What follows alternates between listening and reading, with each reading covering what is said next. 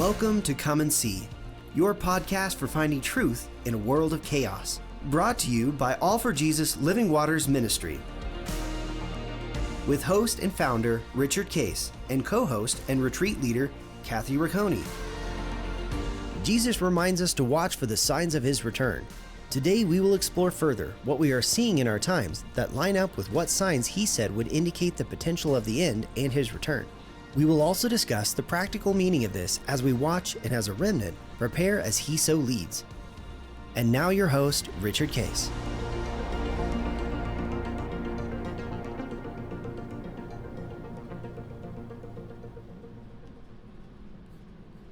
Well, good morning, Kathy.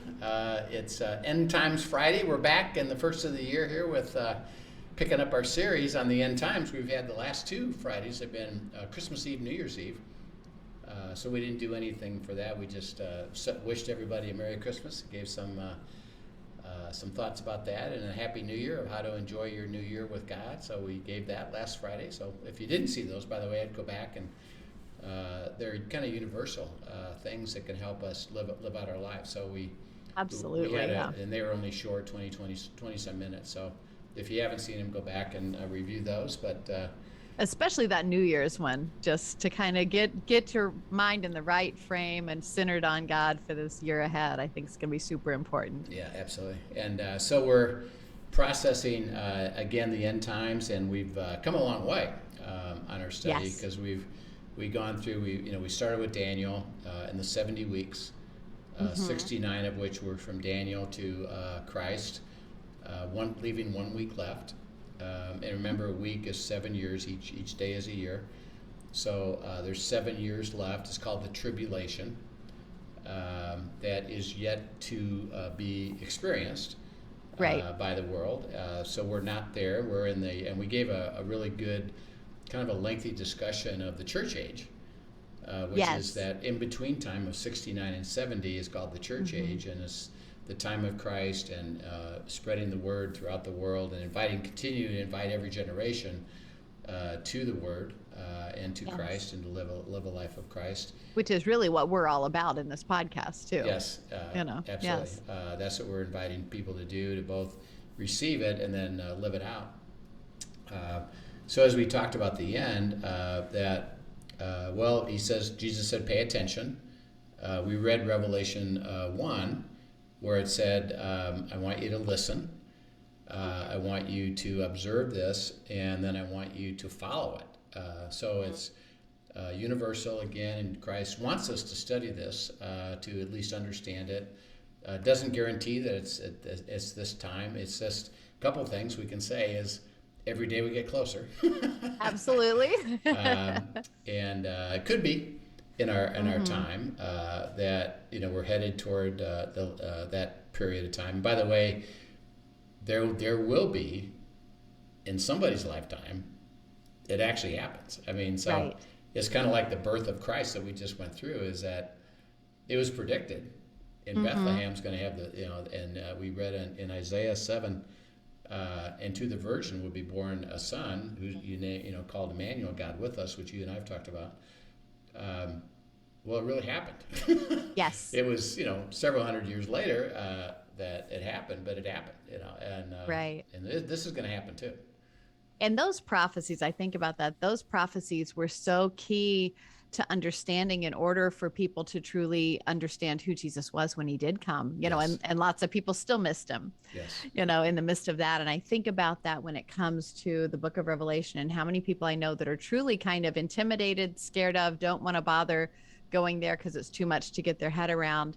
And I'm reminded, actually, I was in an interaction just recently with someone, sweet family, and the recollection that we are living in a time where, when I was growing up, well, I grew up in the South too, so that makes a difference. But when I was growing up, there were more people around me that even if they didn't believe, they at least had some knowledge base of the Bible and who God was and who Jesus was, and could understand if you said something about a certain Bible story, there was something that had been told in their families.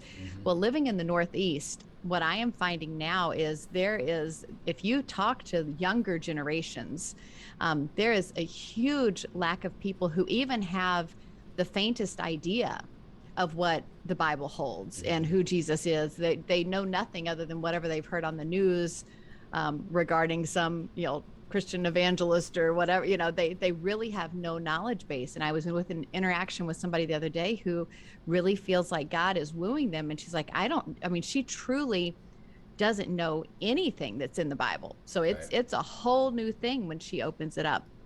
And if we are not diligent to be stewards of the knowledge that he's given us and his word and continue to share that, you think about how quickly generations now have fallen away from God's word and from even a base knowledge of anything. It'll be very easy for people to not know what Jesus says to be watching for, the signs, if we don't continue to teach on them and share that. So that is carried forward. If it's not in our lifetime, that's carried forward for future generations, and they're not ignorant of it. Yeah, that's right. And that's one of the reasons why we're doing this is that, first of all, it's in the Word. So we're going to teach all the Word, and particularly Revelation, that he says, it's really important to learn this and follow it, and then be watchful for the signs, so that, and I think what you're saying is really important, is it's not to ignore it, but rather to receive, well, what does the Word have to say? What can we understand about it? And how do we teach our next generation that truth? Because again, as it passes along, eventually it's gonna happen, and it will come to pass, and they need to know it. Yeah, and in our lifetime, and again, it's written in such a way that every generation could say, well, it's possible in my lifetime, yes. In our particular lifetime, because we can attribute certain things that are going to happen, like, for example, one world government. The tribulation is establishing one world government. Well, we would say, and most of them would, and even the questions I had over the last really 20 some years or so was, well, how is that going to work? Right.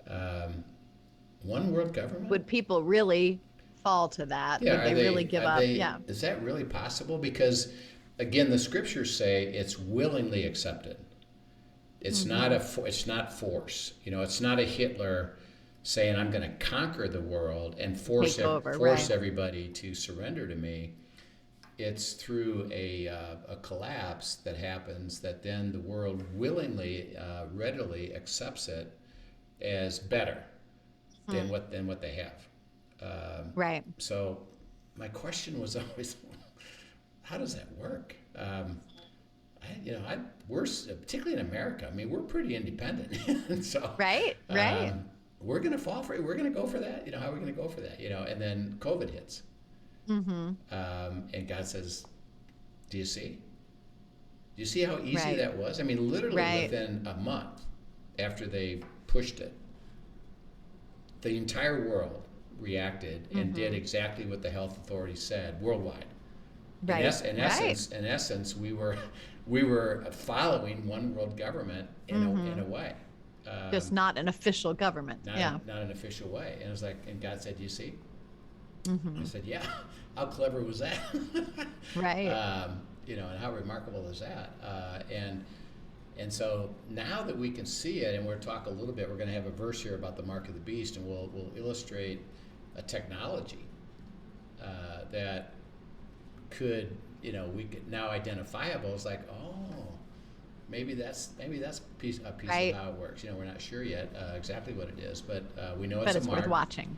We know it's a mark, and it's probably going to be electronic. It's going to be electronic, and the currency is going to be electronic. And as we've looked at here in America, and by the way, worldwide, most countries, because they don't have the same system we do. So we've got Congress, presidency, and Supreme Court system, legal system. It was always intended, which was brilliant, by the way, this three-legged stool that none of them were supposed to have any real power. It had to be shared, and basically perfect checks and balances. And the process was to function so that things can go up, the system. Like for example, in Australia, Austria, places like France, the government has decided to enforce a vaccine mandate, and the people don't really have any recourse. They have no say. They can protest it. There's been like a protest in Vienna, but again, relative to the population of the country, it's minimal. They had the protest, but it didn't matter. It didn't change anything. Right. Well, in America, if we don't like something, we can file lawsuits, even against a law that's given to us. And we can people can file lawsuits, and then it starts to go through the system to see what every court says about it. So, like, for example, the vaccine mandate came out from the government. All employers over 100 people had to have the mandate. Anybody doing business with the federal government had to have vaccine. Their employees had to be vaccinated. Well, a lot of people don't like that. Right. Interesting enough, the reason they don't like it isn't really the vaccine itself. It's the loss of freedom. The infringement of freedom. The right. infringement. Wait a minute, you can't tell me I have to do it, particularly when there's an alternative I can be tested. Right. Right. So don't force me. Give me the choice. I can do this or this. Isn't that freedom? And I understand the issue. And so in order to not be in a group or a crowd, if you're sick, don't go into it. And if you need to, prove that you're not sick by being tested and or the vaccine. And this is really interesting, by the way. If you say either or, then you would think, well, then the vaccine means I'm good, right? Interesting enough. But we're seeing that's not the case with the new variant, for sure. The greater percentage, interesting enough, of people that are contracting it and really sick with it are vaccinated. So I knew they were more likely to have it, but I didn't realize that. My understanding was that they were not as sick with it, actually. Yeah, that's why it was spreading as much. That's not an accurate statement. So that they've just done a study, by the way, in Israel and in England that proved that out. That the people that are in the hospital, that they would have thought, well, then you're unvaccinated, right? No, the answer is no, they're vaccinated. Interesting. So it's not really preventing it. And again, because it mutates, it's a coronavirus. We've had it for a long time, and it mutates. And it looks like, by the way, the Omicron, they portray it as contagious. It is. But pretty mild, right? But it's Isn't pretty it mild, contagious but mild? And, if we go back, let's go back 3 or 4 years. And you think of the flu, just the flu, by the way, which is caused by coronavirus. Guess what? It looks very similar to what we're seeing. Super contagious. So if you were on an airplane or you're in a public space and you go by somebody that had the flu, unless you have an immunity against it, some people would take the flu shot, which they predicted would help you, and it could. But it was highly contagious, and people got it, got sick, stayed home, got over it, and went back to work. Well, that's kind of what's happening now. So on this vaccine mandate, again, it's about freedom, and all we're trying to portray this is that when there's one world government, the government, it's not a democracy. It's not we vote on things. It's basically what's called a benevolent dictatorship. So it's not oppressive to the point, at least at the beginning, it's not oppressive to where we force you to basically have a life that you wouldn't want to have. Right. We're going to give you the way of law of how you have to function in order to live out a life, and we're going to set it up, at least originally. Because remember, it's behind this is Satan. Right, so, and it's going to have the appearance of good. It will appear to be attractive and actually solve issues. The Antichrist will look good. Remember, the enemy, Satan, is a deceiver.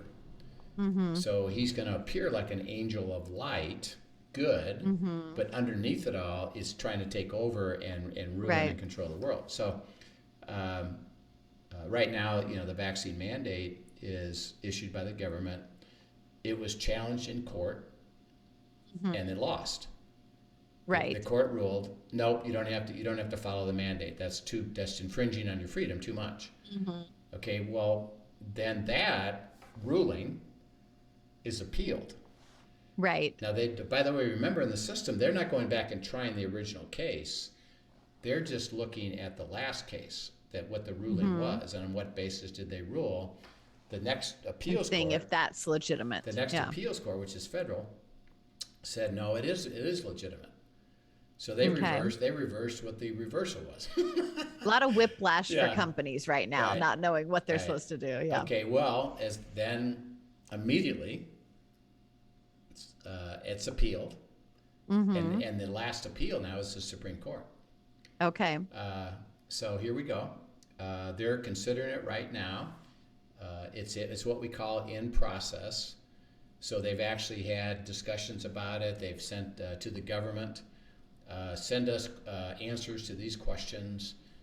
And so they're getting all their due diligence and what's called discovery concluded. And then they'll, now right away, the mandate is supposed to go into effect January 4th, and they pushed it a week to January 10th. So ideally, because of the pressure of that, the Supreme Court usually, which by the way, we talked about the abortion issue. Right. Remember they heard the case? This is probably now a month ago. Right, well, right. They haven't ruled on that. That might be 2, 3, 4 months. So it could take a while, right? Generally it does. It takes 2, 3, 4, 5, 6 months to get ruling. Because of the time frame, the Supreme Court likely will rule prior to the January 10th deadline. Okay.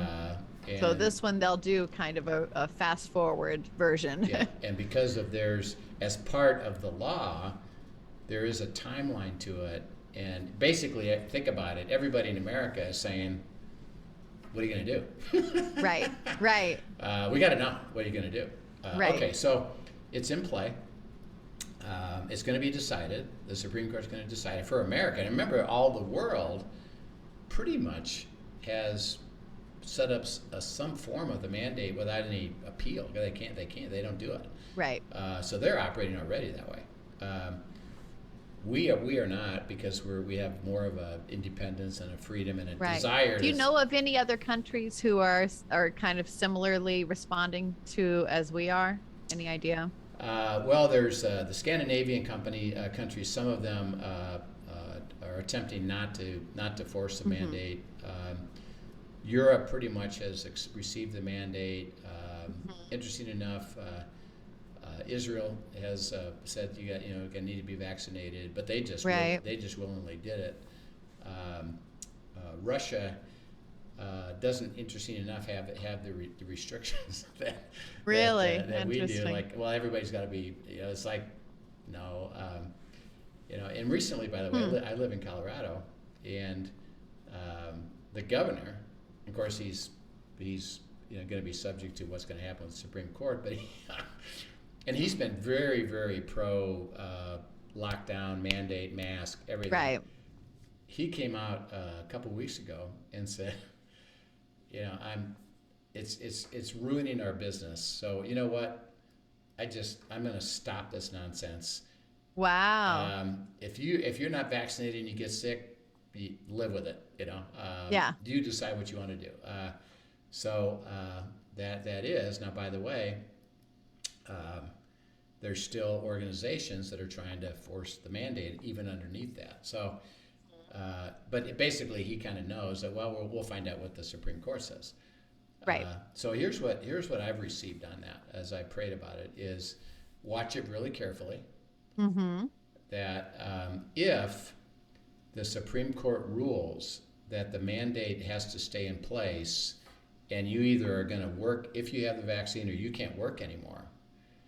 That if that's the way it goes, what I've heard is that be shifting your thinking toward preparation, because we're the kind of the last place standing. If we get shot down, freedom, I'm talking about freedom, not the vaccine. Right.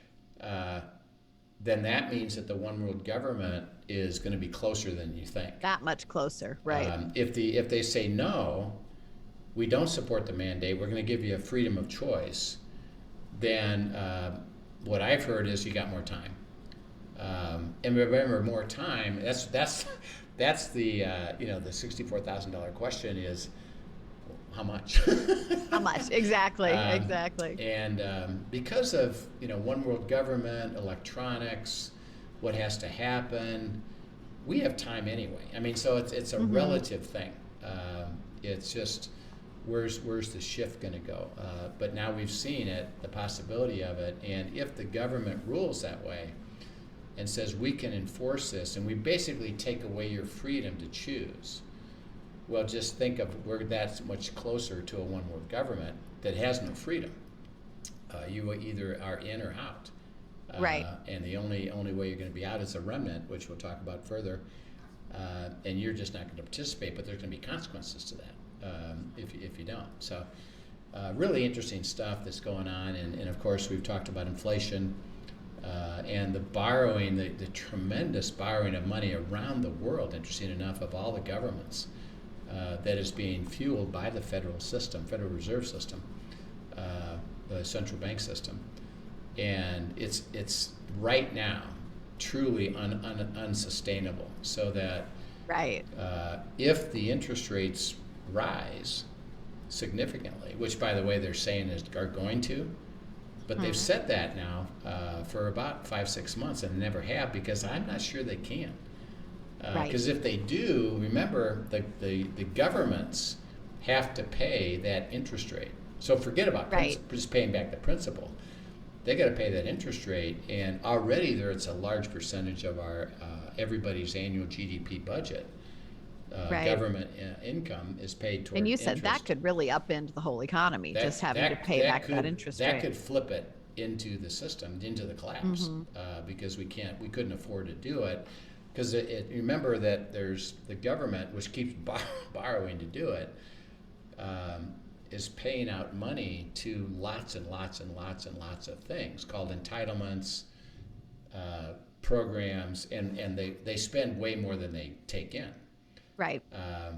Well, if we raise the interest rates, another chunk of the annual income from the government has to be paid to interest.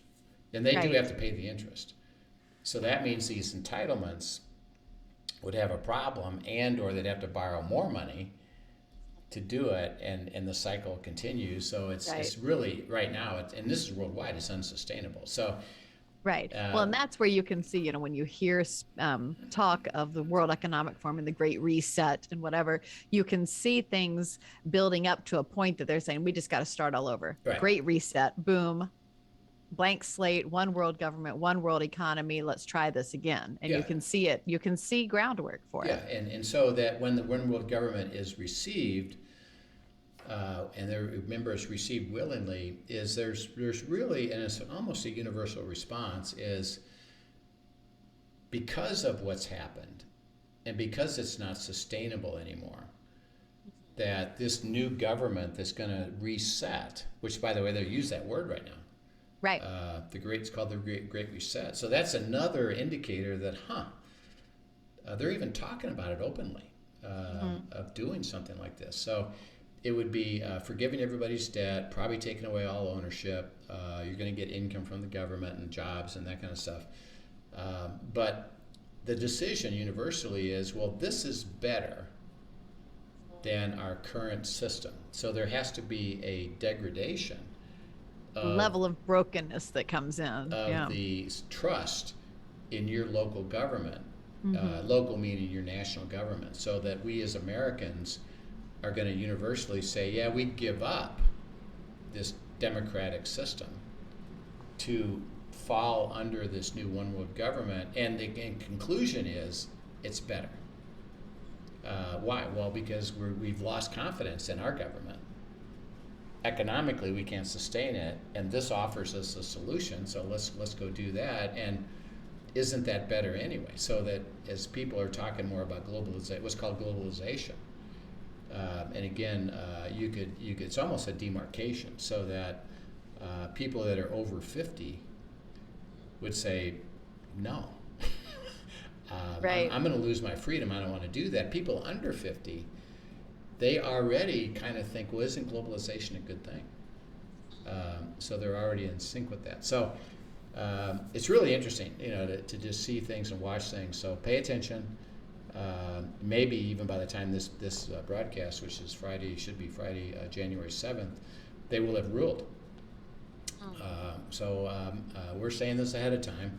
It'll be interesting to see what happens, and then when you find out what happens, I think it's going to be an indicator of some things in terms of just pay attention and where do we shift to. So, right. In our discussion, we've talked through the beginning of the tribulation, the first 3.5 years, the development of the Antichrist. It goes from a unit of 10 heads to one, who's the Antichrist. The Antichrist is supported by the false prophet, which is a Christian who is saying, yes, this is a good thing to do. Who's legitimizing the legitimize Antichrist. him as God.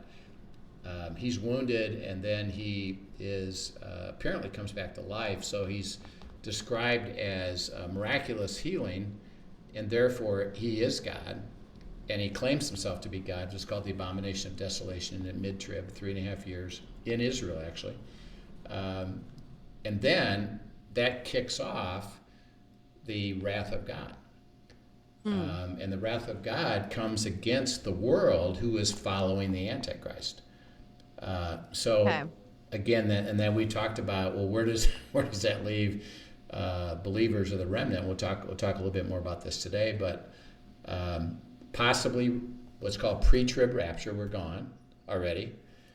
We mid-trib rapture, when he declares himself to be God, then we're taken out, and the wrath of God comes, or we're still here. Right. Because it's the wrath of God, we know, and we have a picture of that with Moses, as we said with Pharaoh. The wrath came against Pharaoh. Israel was physically there, but they were completely protected. They didn't experience any of God's wrath. So, right.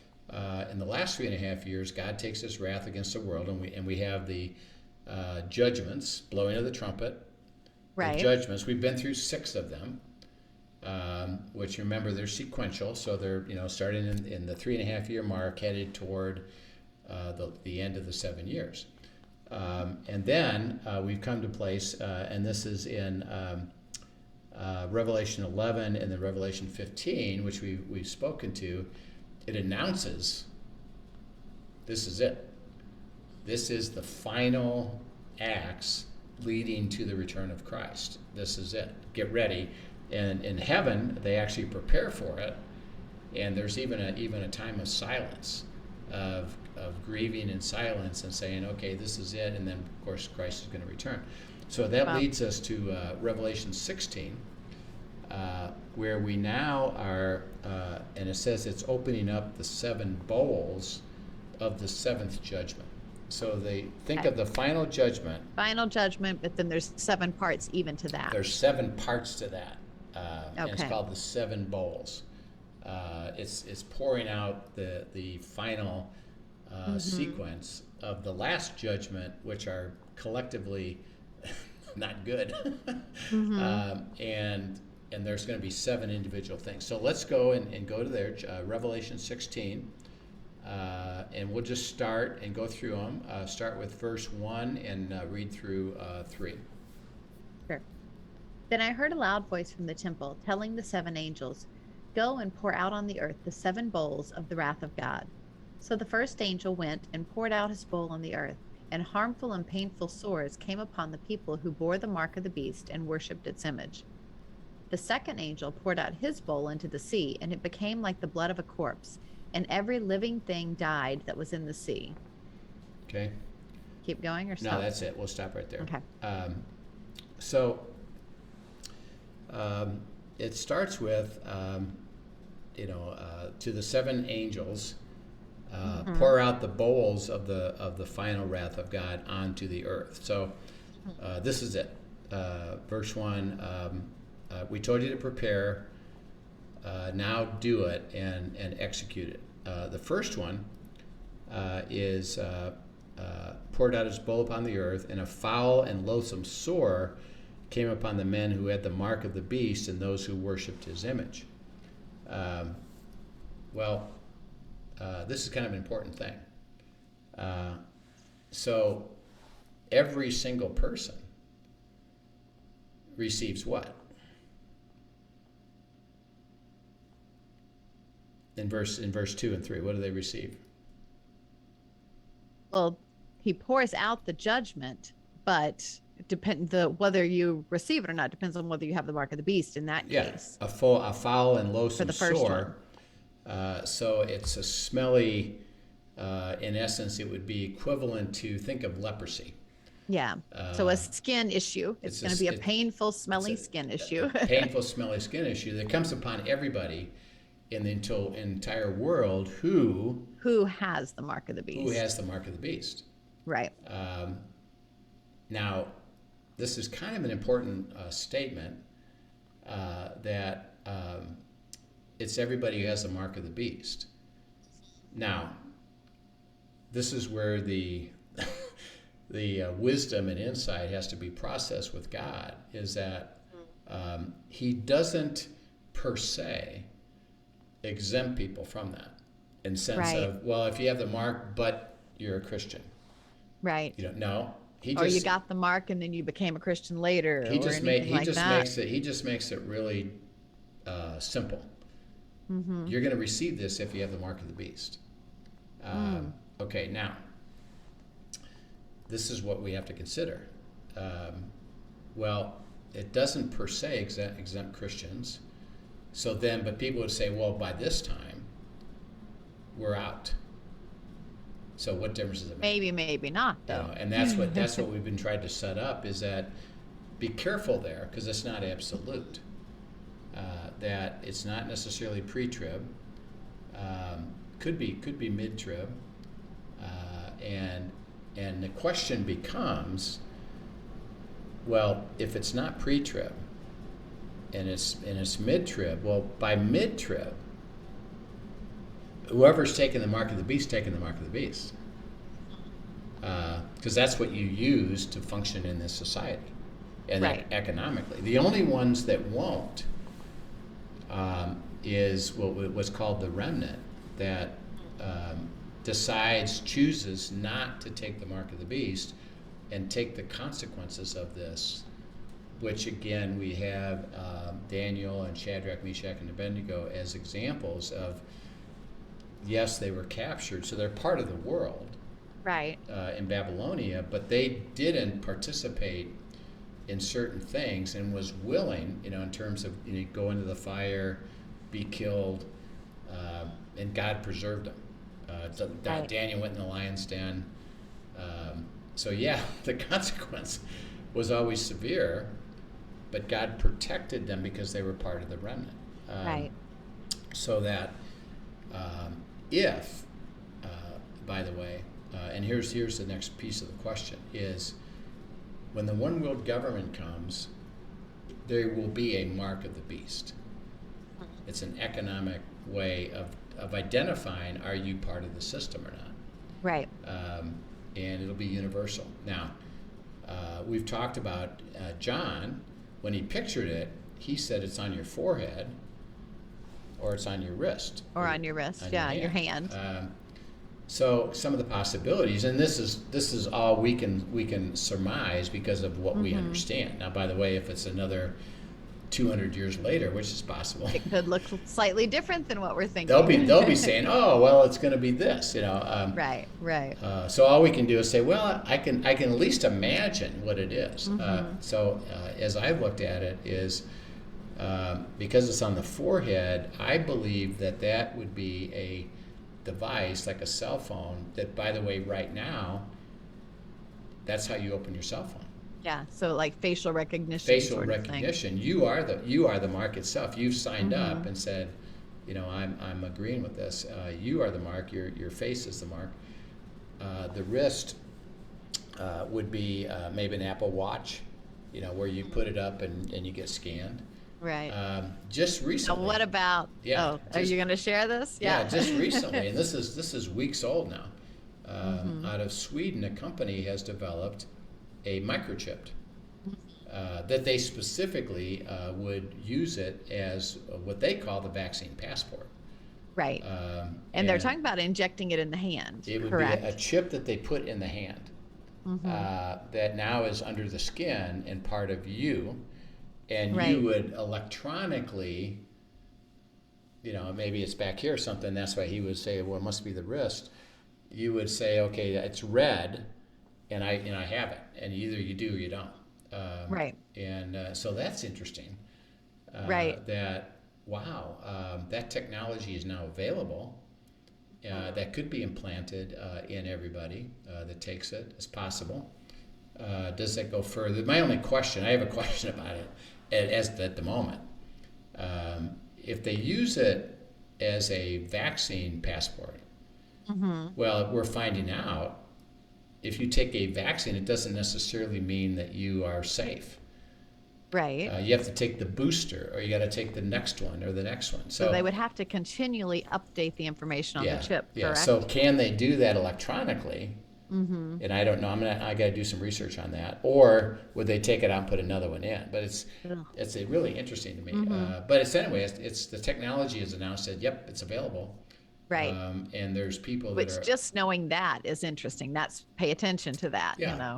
And they're working in governments to decide, is this something we would like to institute?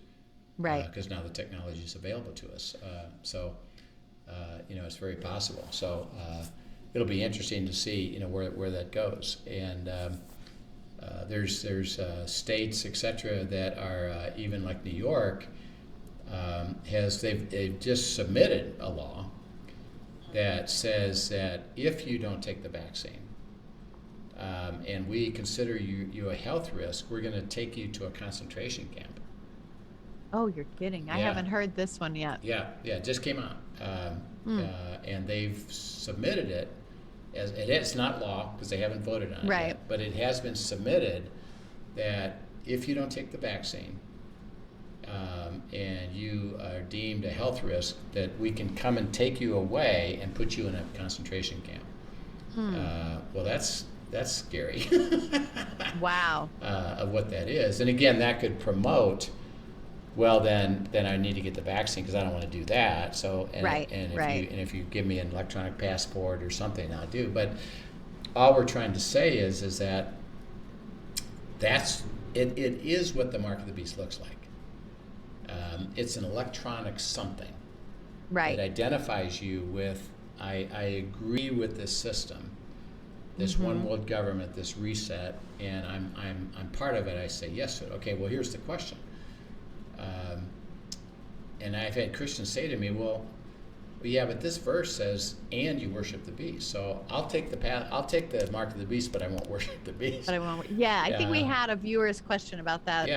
Towards the beginning of our podcast. And we went into a discussion. Well, you're marked by that. By definition, you're worshiping. Remember, it's the mark of the beast, and you've gotten to a place where you're now accepting the system, which by itself is worshiping non-God, not God. So you've taken it. Well, the question is this. If I was a believer and we weren't pre-raptured and I took the mark of the beast and maybe there's a mid-trib rapture, am I raptured or do I because I took the mark of the beast, am I not raptured? Because he says everybody that took the mark of the beast is going to get God's wrath. Right. And that's why we really would urge everybody to reconsider, where are you on that point? And don't be careful not to compromise and say, well, because of God, it'll be fine. Well, see right here, he says everybody who's taken the mark of the beast is going to have this first bold judgment. Right. So you don't want to land there. So again, I can just tell you my personal perspective is because of what I know the mark of the beast is, and because of even this verse, personally, I'm already convicted and having my family be convicted that no, we're not going to take the mark of the beast. Right. And I'm asking God, and I believe this to be 100% true. It'll be 100% clear what it is, and don't do it. It's not going to be, I wonder, like right now people say, well, Could that be? Yes. Is the vaccine passport? No, it's not it yet. It's a precursor. It's paving the way for it. Yes. You can see the movement toward it, but it isn't the mark of the beast, and that's why some people it's okay to take the vaccine, other people not to. And so far, and even companies have backtracked a little bit because of the issue of not having enough employees.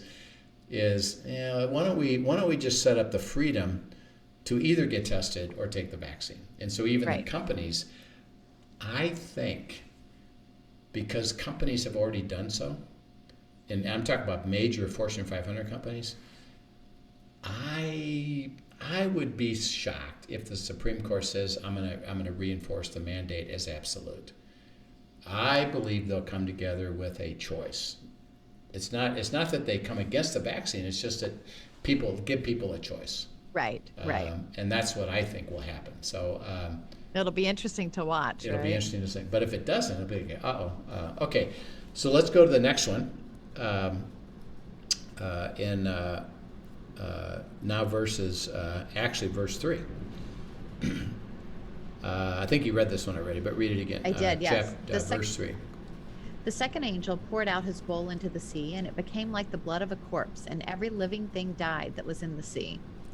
Yeah. So think about that. He's talking about the ocean here. So he pours it out on the oceans, and every single living thing in the ocean dies. Right. Well, that's not good. Right.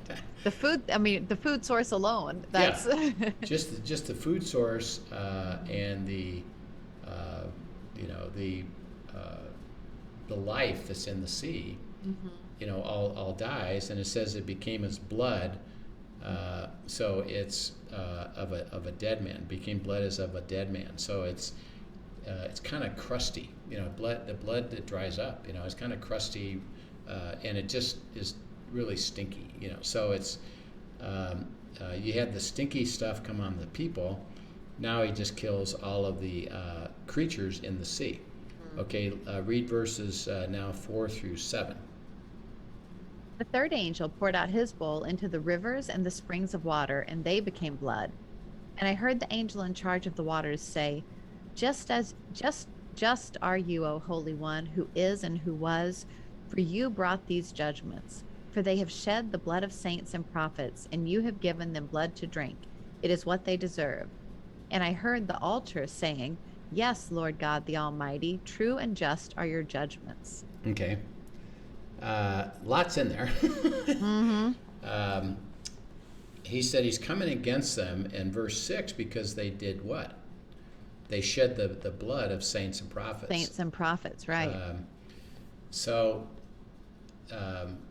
That imply, and this is another potential as to why we're still around, that we actually die, we actually get martyred during this time because we aren't taking the mark of the beast. And because of that... So this could be referring to, current day Christians who don't take the mark, not looking back at judgment for prophets and saints from Old Testament or New Testament. And again, it could be the whole sequence, all of time, or it could be recent time. And he said, this is their just due. Now, the only thing you can say is that these are the people getting judged. So it involves them. So it can't be just historical. It's they're participating in it, and it says even so, Lord, true and righteous are your judgments. Actually, I've been encouraged to do a whole series on God's true and righteous judgments because it's kind of not understood at all today. Like, wait a minute, I thought God loved everybody, and how could He possibly bring this against the people of the earth? And we don't really want to we want to hear about the loving and grace-filled God. We don't necessarily want to hear about the just side of him. Right. But it says on the altar in heaven, these are true and righteous judgments, that you brought sores on, you've now killed all the animals in the ocean, and now you've done the same thing in the fresh water. Right. And yes, they're righteous and true, and it's because of their worship of non-God. They're worshiping a beast, and see, it's universal. Remember, it's only the remnant that still might be available to worship God, but everybody else, literally in the world, has rejected now God completely. Worshiping the beast. Yeah. And God says that you deserve that. Okay, go to the next one, 8 and 9. Okay. The fourth angel poured out his bowl on the sun, and it was allowed to scorch people with fire. They were scorched by the fierce heat, and they cursed the name of God who had power over these plagues. They did not repent and give him glory. Okay. Well, that's interesting. So it gets really hot. And an awful, oppressive, scorching, and they're, it's oppressive. As if you're living in fire, which is really difficult to do. It's not fire, but it's like that. They blaspheme the name of God. Okay. Well, how would they know that? They, on some level, they have to believe that he exists if they're actually blaspheming him. Well, because who's talking about him? The Antichrist. Oh, yeah. See, that's a good point. They're blaming, appropriately so, who's bringing the wrath? God. Remember, and Satan is trying to get the world to reject God and only worship him. Right. And see, this is important to know. Is Satan have the same power as God? No. Can he alter, stop, lessen the judgments? No. No. See, he's a created being.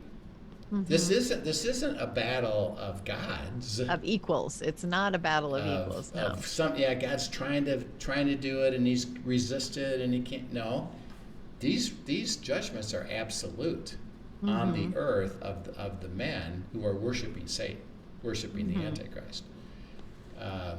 So what is the Antichrist telling them? You're having these problems, everybody, because of Israel's God. Or the Christian God, right? And he's the bad guy. Remember when I brought all this great wealth to the world under this one world government, and how beautiful it was, and the reset, and everybody got a start over, and wasn't that a grand time? And look and at if you'll just reject this God, then reject it. So it says, blasphemy is I speak against and come against and speak false.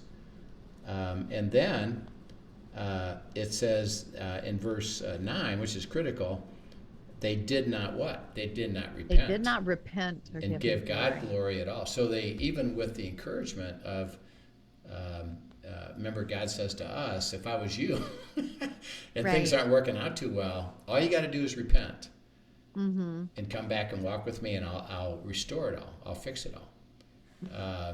And the world, none of it repents, and they're blaspheming against God. So the depth of the deception, the depth of the rejection of who really God is, which, by the way, means that either the remnant is gone because there's nobody to represent it, or we're strictly in hiding. And we're not even concerned about trying to get anybody to do anything other than protect ourselves. Right. So that, and it's similar again to Moses. What did Moses tell Pharaoh? Let my people go. No. Okay, well then I'm bringing a judgment. Right. How about now? No. All right, I'll bring another judgment. How about now? No. Right.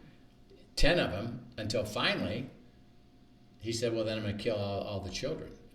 And he did, and that's where the Passover was. Remember the Passover? Right. You put the blood on the doorpost. You pass over, and he won't kill you. Well, that was the protection of the remnant. And Pharaoh finally said, okay, I don't repent, but I'm just, okay, fine, you can go. And of course, then he decided, what? I'm going to chase him down and kill him. Right. So that didn't go well for him. No. So here, this fourth one is, it's getting worse and worse, and the people are not repenting. Remember, this is worldwide, universal. So it's not like pockets. It's right. Everybody gets the sores. All the animals were killed in the sea. All the freshwater animals were killed.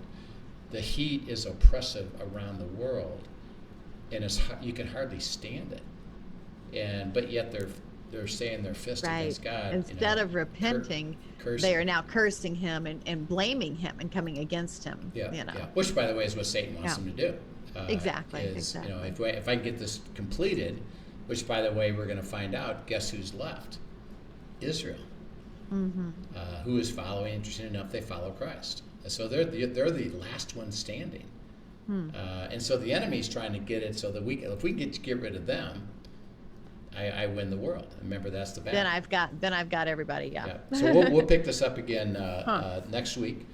Next Friday we'll pick up these further judgments, and because we're headed to some really interesting stuff here about Christ's return, what it says about that, the whole what's called the millennium. What does that all look like? So we got a ways to go. Yeah, I'm excited to get into that though. But it's quite interesting, and right now it's like you can see, man, God's bringing this awful stuff, and nobody is repenting. They are so convinced that the Antichrist is good and that God is bad. So good has become evil, evil has become good, and that's what has to happen. And so we can see it even today, kind of that way a little bit, that good is becoming evil and evil is becoming good. Right. And if you stand up for Christ, you're kind of considered not good. Mm-hmm. But we have to have strength and say, well, we're still going to invite people to the good life of God. So, right. Well, and I even think about just real quick my thoughts on that. You look in the book of Daniel, and there is a time, I think it's around Daniel 10 or so, where he talks about the vision that God gave him, and he was heartbroken and fearful of what was ahead. Right. And God really tended his heart and reminded him not to be fearful of what must take place, right. And that sort of thing. And so even I just want to encourage listeners, as we go through this and we lay out what will occur, whether it's our lifetime or not, there's a God of hope that is waiting to meet you. The reason that, and we're even in the middle of a series right now on overcoming fear, worry, and anxiety. Yeah. When you hear these things on our Friday episodes, that should not drive you to fear. It should drive you to your Father. Right. Amen. Because in his presence is righteousness, joy, and peace, regardless of what is and will come in the world. So be encouraged in that and go back to him. Don't let it take you to fear and anxiety. Instead, let it take you to the Father. Yeah. Amen. All right. Well, we'll pick this up next week, and we got more to go. So we'll keep processing the truth of the Word, and it speaks on its own. So we wish you well, and as we said, go to the Father. Don't get discouraged, but do understand the times, and let's seek Him together. So we'll sounds great. Thanks for sharing, Rich. Yeah. As always, you are a wealth of knowledge. Thanks for joining us, everyone, and have a great day. Yep. See you soon. Thank you for joining us for today's episode of Come and See, your podcast for truth in a world of chaos. Brought to you by All for Jesus Living Waters Ministry. Send us your questions and comments, and tune in tomorrow for more answers to your personal questions about living life in God's truth. Remember, God's will is best and none better. His truth brings peace in this world of chaos.